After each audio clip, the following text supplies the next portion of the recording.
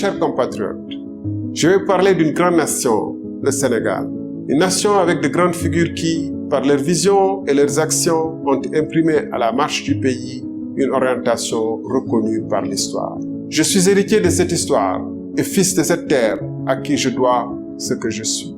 Des caïcédras de Thiès aux rizières de Bambali, des trésors enfouis dans la terre de Kédougou, à la fois vibrante du Fouta, de la fierté du Jolof au charme du Kabada, de Guédiawaye à Bakel, chaque coin du pays résonne en moi comme des opportunités, des défis et des souffrances vécues avec mes compatriotes.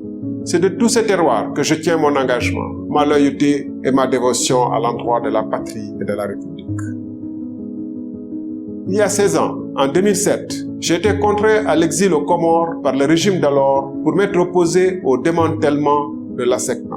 C'était mon devoir envers le Sénégal et l'Afrique.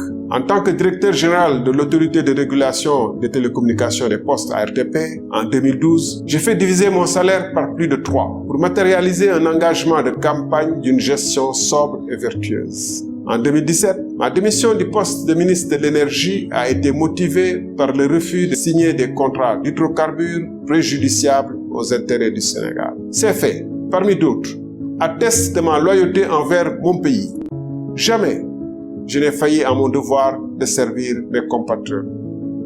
Mes chers compatriotes, aux 4 coins du Sénégal, j'ai croisé des femmes et des hommes pour qui trouver un repas par jour est un défi de chaque instant. J'ai rencontré des compatriotes pour qui se soigner, mettre les enfants à l'école sont des défis le long de l'existence. La jeunesse désenchantée lutte pour réaliser ses aspirations sur son propre sol ou brave la mort pour chercher ailleurs un avenir meilleur.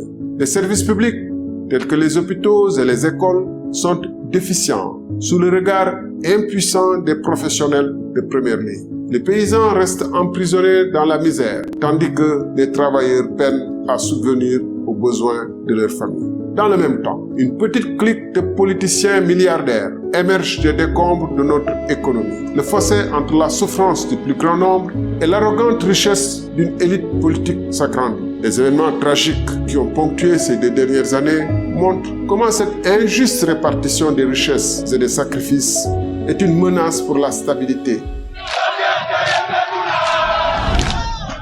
Mes chers compatriotes, le moment est arrivé pour notre nation de redécouvrir sa voie, celle de l'espoir, de la justice, de la connaissance, de l'égalité, de sa propre réalisation.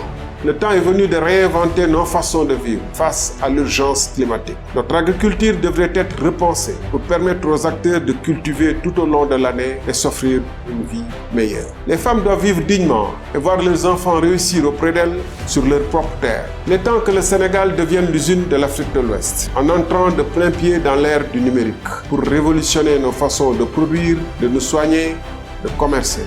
Le Sénégal sera un modèle de bouleversement fécond que la révolution numérique peut créer en Afrique et ailleurs. Nous ferons du Sénégal l'Académie de l'Afrique de l'Ouest. Nous ferons du Sénégal la clinique où l'Afrique de l'Ouest viendra se soigner.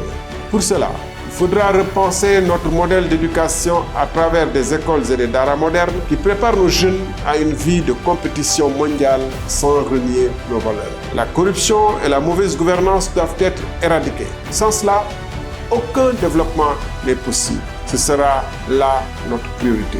Mes chers compatriotes, il est venu le temps pour le Sénégal de réaffirmer sa grandeur. Il est venu le temps de construire une république des valeurs. Le moment est venu de libérer le potentiel de la Sénégalaise et du Sénégalais. Pour tout cela, pour le Sénégal que j'aime profondément et que je souhaite réenchanter, que je suis candidat à l'élection présidentielle de 2024.